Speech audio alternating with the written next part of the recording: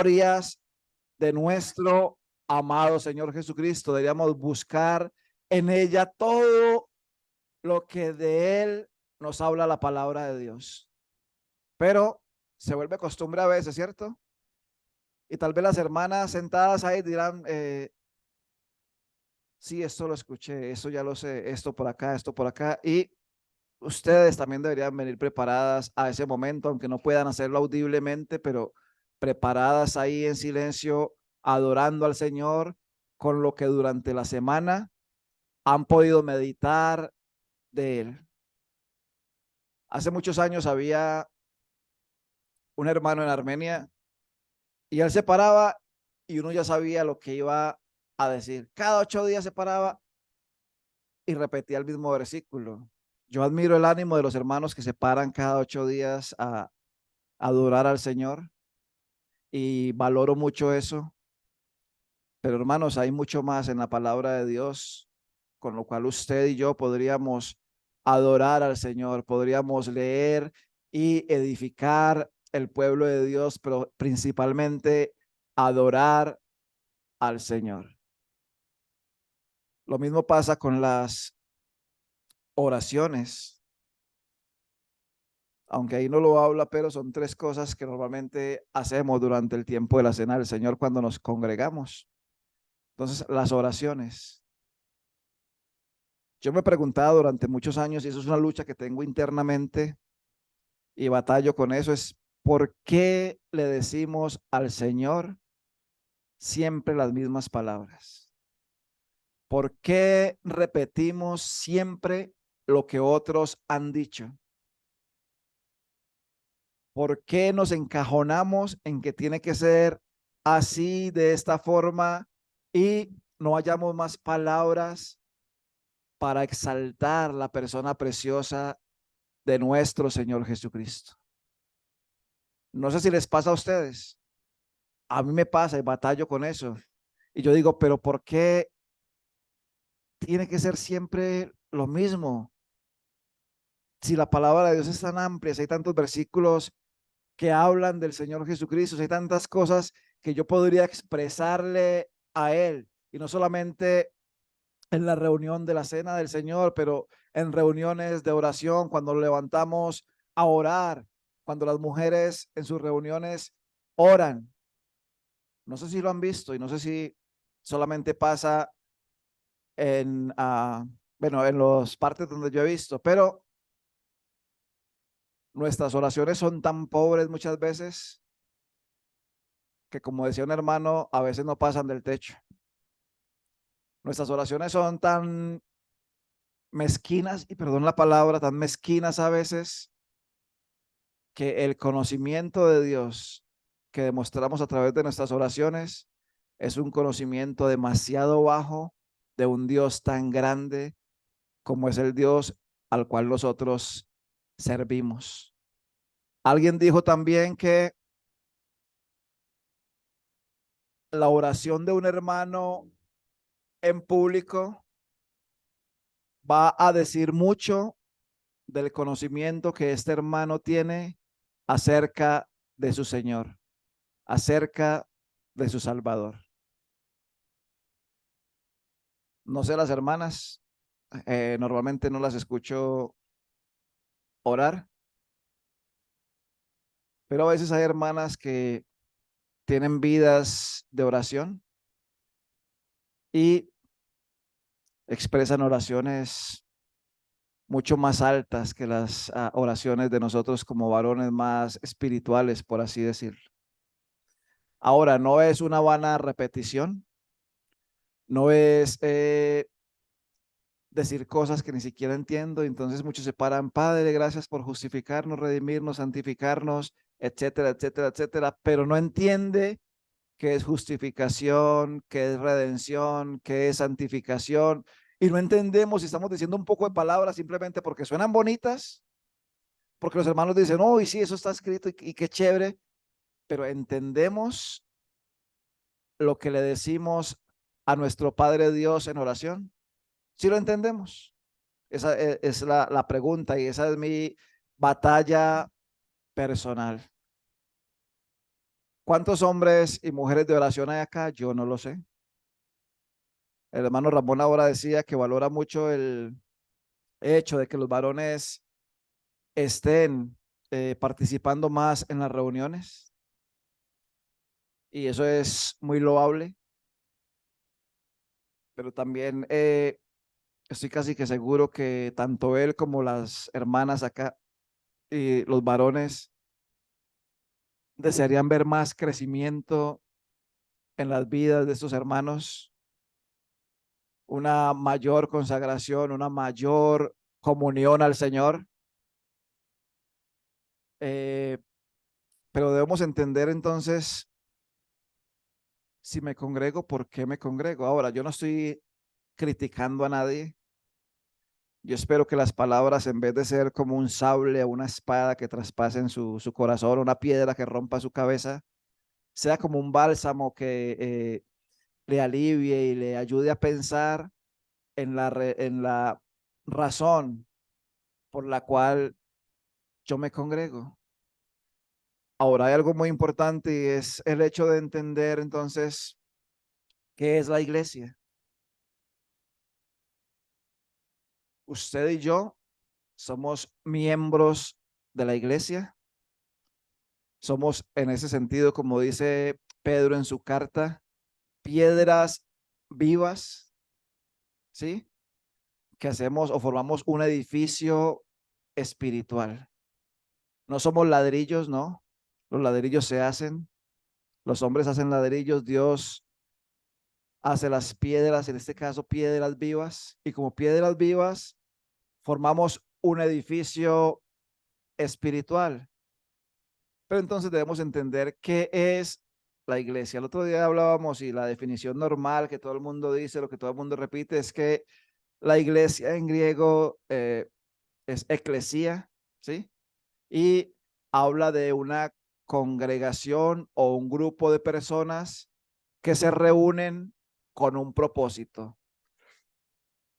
Hay personas que no les gusta que se use el término asamblea cuando se refiere uno a la iglesia o congregación, pero son sinónimos.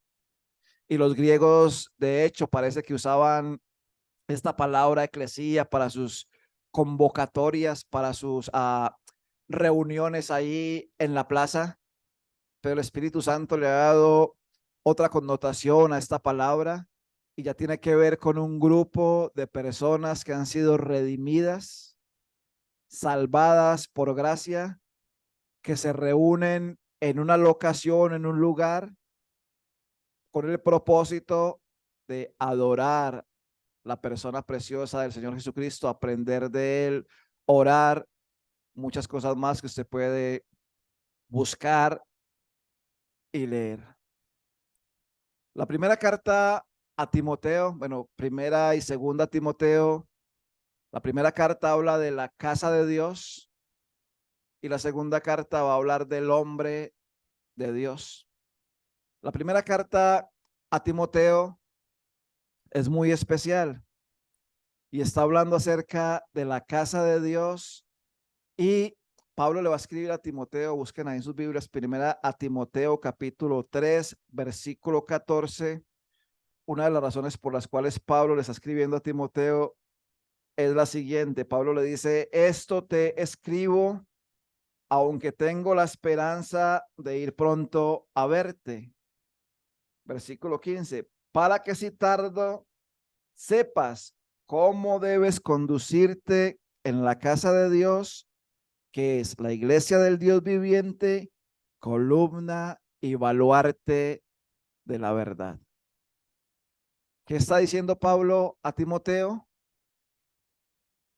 Que le escribe estas instrucciones acerca de la iglesia para que él sepa cómo debe conducirse en la casa de Dios. Ahora, si en la casa de Dios, esto implícitamente nos lleva a pensar que no es mi casa. Yo en mi casa haga lo que quiera, pero en la casa de Dios se hace lo que el Dios de la casa quiere y desea. ¿Entendemos esa parte? Porque es la casa de Dios, apreciados hermanos. y hermanas. Y si es la casa de Dios, yo debo comportarme como es digno de ese lugar en el cual estoy, porque es la casa de Dios. El primer hombre que hizo referencia a la casa de Dios fue Jacob. Ustedes se acuerdan, ¿verdad? Jacob está huyendo, se va para allá, va a ir para donde Labán, y él se acuesta a dormir ahí, tiene un sueño, y él se despierta asustado, dice, cuán terrible es este lugar. Ciertamente Dios está aquí y yo no lo sabía. Esto no es otra cosa que casa de Dios y puerta del cielo. Y pone a ese lugar el nombre de Betel. Eso significa Betel, casa de Dios. Ahora, yo les pregunto, ¿cómo debería ser mi comportamiento en la casa de Dios? Me imagino que todos hemos ido de visita a algún lugar, a otras casas y casas que es la primera vez que vamos, ¿cierto? Cuando usted llega a una casa que no es su casa, usted llega y se quita los zapatos y pone los pies sobre la mesita de ahí del centro de la sala, ¿cierto que sí? Pues no llega hasta tímido, llega uno y se queda parado, si lo mandan a sentarse, pues uno se sienta, si no se queda parado y uno esperando que le digan, siéntese, tranquilo, siéntase como en su casa, pues eso es una expresión muy coloquial, ¿cierto? Pero uno sabe que no es la casa de uno, que yo no, si estoy cansado, yo no puedo extender la cama y acostarme en la cama, ¿cierto que no es que no lo puedo hacer, porque no es mi casa. Y usted en su casa hace lo que a usted le parezca y usted pone las cortinas del color que le parezca y usted pinta las paredes del color que le parezca y usted hace la comida que usted quiera, pero no en la casa de Dios. Hay una gran diferencia entre mi casa, mis gustos, mis preferencias a la casa de Dios. Es que es necesario que entendamos eso, hermanos y hermanas. Es la casa de Dios. Pablo le escribe a Timoteo, le dice, esto te escribo porque tengo la esperanza de ir pronto a verte, para que si tardo, pero debes saber cómo comportarte en la casa de Dios. Si usted lee en la primera carta a Timoteo con respecto a la casa de Dios, van a darse cuenta de algunas instrucciones, por ejemplo, el hecho de que los varones deben orar. Quiero pues que los varones oren levantando manos santas sin ira ni contienda, capítulo 2. Y esa palabra para varones es hombres, no es hombres y mujeres, es varones, ¿sí? Que tienen la responsabilidad y el privilegio de llevar a toda la congregación en oración al trono de la gracia. Van a ver también que tiene que ver en cuanto al lugar que la mujer debe ocupar, no solamente en cuanto al silencio de la mujer, pero en cuanto a su vestido con pudor y modestia. Van a ver entonces los requisitos de los ancianos y de los diáconos. Van a ver entonces cómo tiene que ser el comportamiento en la casa de Dios, cómo tiene que ser el cuidado de las cosas santas, cómo tiene que ser el trato los unos con los otros. Y eso es lo que Pablo quiere y le insiste a Timoteo que él aprenda, que él sepa cómo debe comportarse en la casa de Dios. Y Pablo va a decir, casa de Dios, columna y baluarte de la verdad. Si algo debería caracterizar la casa de Dios, es la verdad.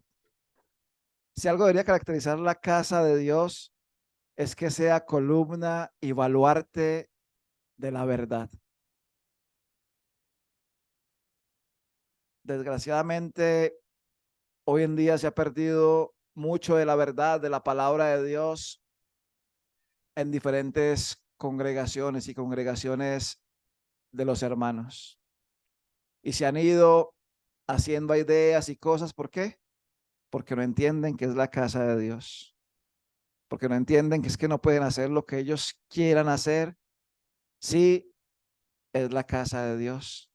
Y la casa de Dios, hermanos, hermanas, debe ser esa columna y ese baluarte de la verdad que nos sostengan y nos guíen y nos animen y nos ayuden.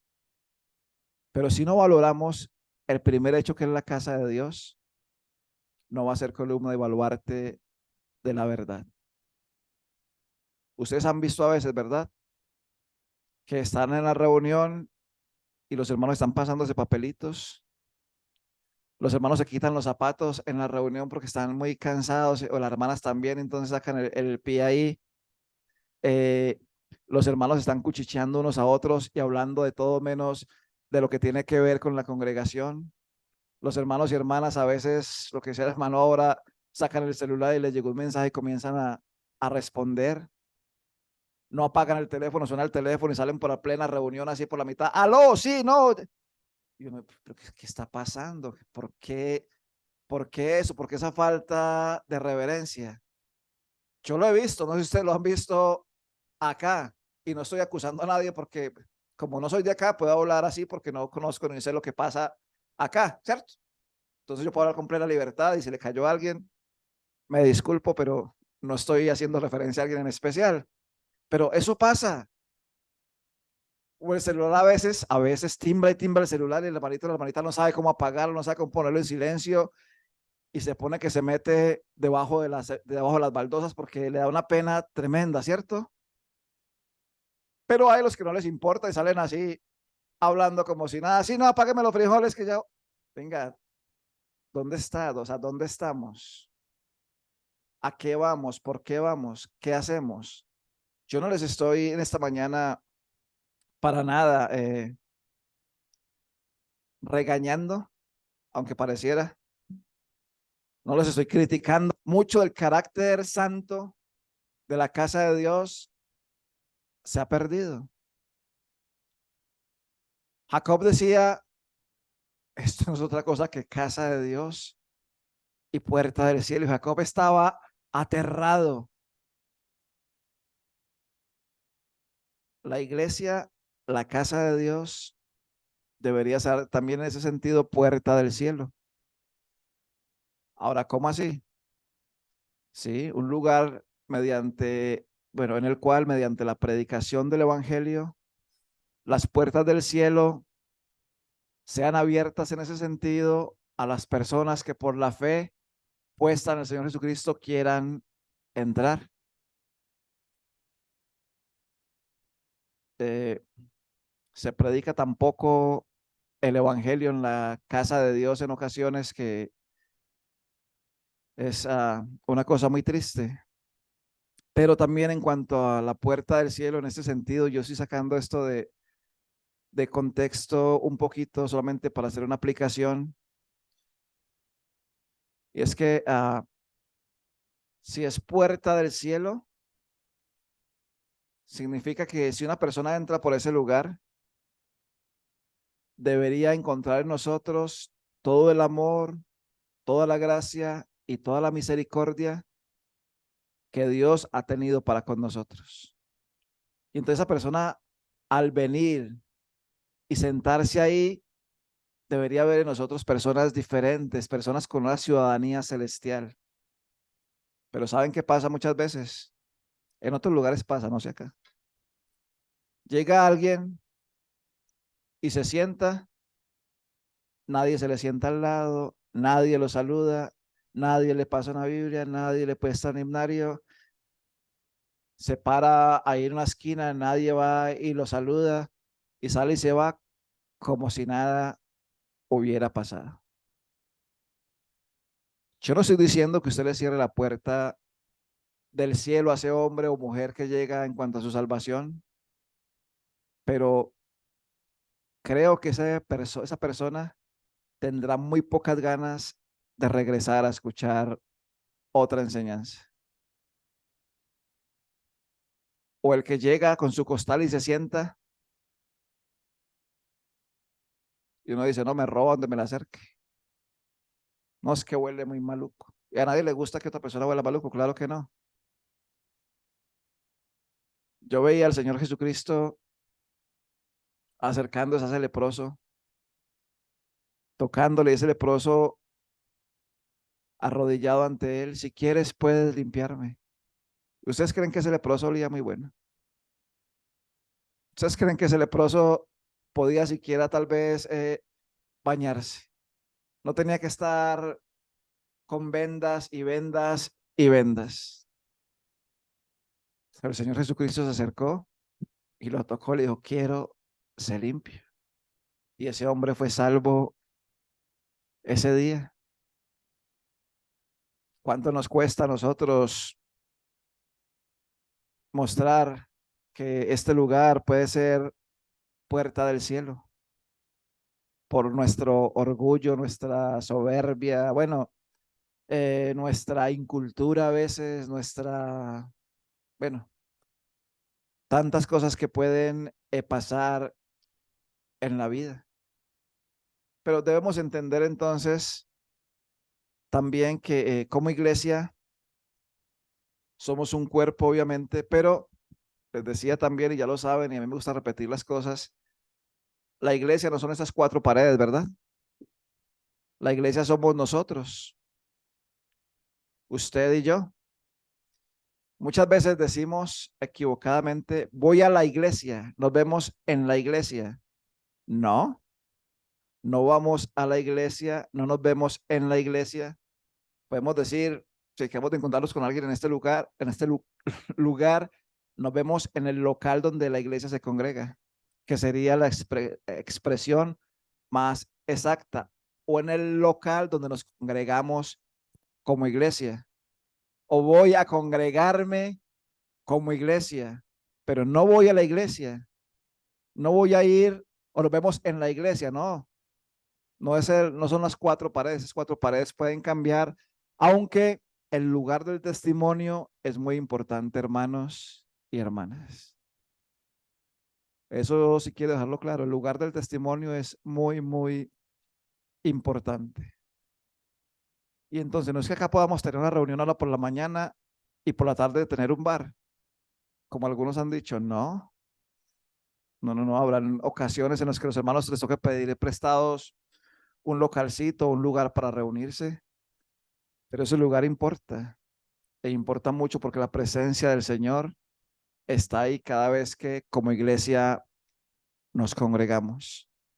Para terminar, porque eso hace 8 días me le robé 10 minutos, hoy les voy a regalar 5, tal vez.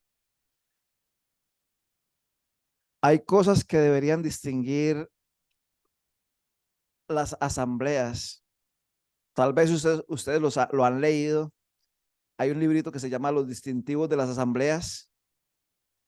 No sé si lo han leído. Y son cosas que deberían distinguir a las asambleas congregadas al nombre del Señor Jesucristo.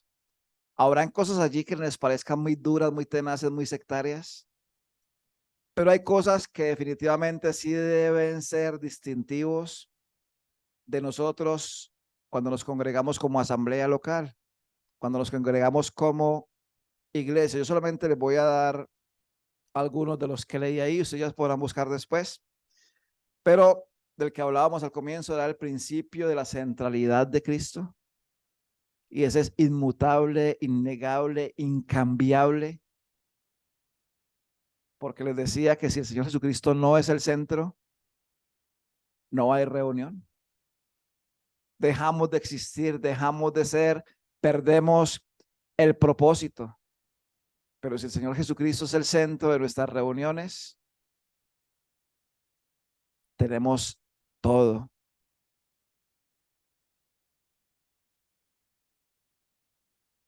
Otro distintivo de las asambleas debería ser la cena del Señor, ¿cierto? Cuando nos congregamos, como en esta mañana lo han hecho los hermanos acá y lo dice en Armenia. Pero este distintivo de la cena del Señor a veces pierde su carácter por nuestra falta de atención, digámoslo así, y nuestra falta de,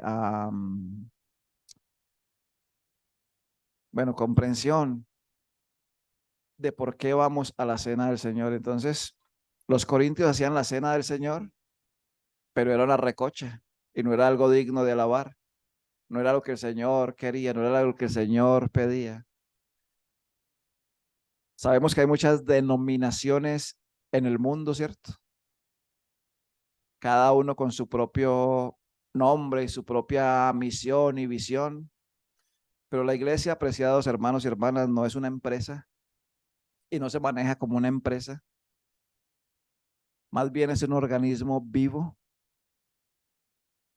Hace poco fui a un lugar a compartir con algunos hermanos y había un hermano allí muy animado y decía, no, es que nosotros como iglesia tenemos que tener una misión y una visión y tenemos que esto y que aquello y que lo otro. Es que yo tengo mi empresa, así funciona mi empresa. Yo le decía, hermanos, muy bueno lo de su empresa, excelente que tenga su visión, su misión, sus cosas, pero la iglesia de Dios no funciona como una empresa y no es una empresa.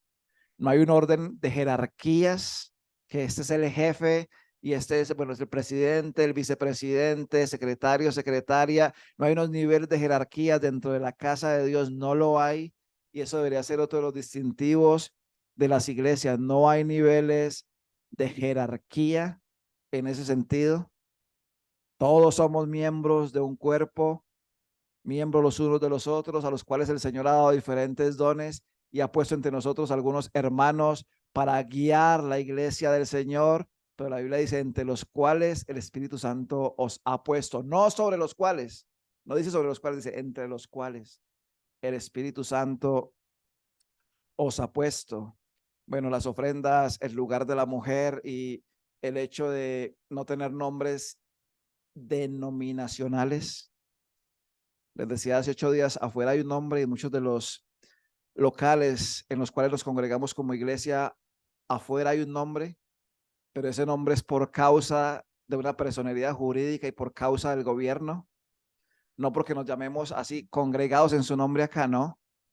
Ese nombre está ya puesto y espero que así sea por causa del gobierno y de la personería jurídica que exige tener eso ahí, pero no es porque nosotros nos identifiquemos con ese nombre o con el nombre del local bíblico o yo qué sé, porque eso es por causa de una personería jurídica, porque uno de los distintivos de las asambleas es que no deberíamos tener nombres ni títulos bajo los cuales nos congregamos, sino bajo el nombre precioso del Señor Jesucristo. El Señor les y nos ayude mucho a entender ahí, sin duda, mucho más que ustedes pueden leer más adelante con respecto a la iglesia y les aconsejo que lean cosas que tienen que ver con respecto a la iglesia por la cual Cristo murió, nos amó y se entregó a sí mismo por nosotros. Entonces, la iglesia de Dios, la casa de Dios es algo precioso que deberíamos valorar cada día más y más. Oremos. Padre, gracias te damos que nos permites en esta mañana abrir tu palabra, hablar de las cosas santas, de las cosas eternas. Y Padre, quien te habla es muy ignorante con respecto a las cosas divinas y no hay mucho entendimiento, pero Padre, me gozo en lo poco que puedo entender y nos gozamos en la persona preciosa de nuestro Señor Jesucristo, quien es precioso para ti y preciosísimo para los que hemos creído. Padre, gracias que eres el centro de nuestras reuniones, eres el centro de nuestras vidas. A su nombre venimos, a su nombre tu Santo Espíritu nos congrega. Y Padre, gracias que nos permites en esta mañana poderlo hacer así de la mejor manera. Rogamos, amado Dios, que bendigas cada hermano y hermana que presente en esta mañana, les ayudes en este día y Padre, que no pierdan de vista que este es el día del Señor, no la mañana del Señor, sino el día del Señor, y un día en el cual podemos glorificarte aún saliendo de este lugar en el cual nos hemos congregado. Oramos así, agradecidos en el nombre precioso del Señor Jesucristo. Amén.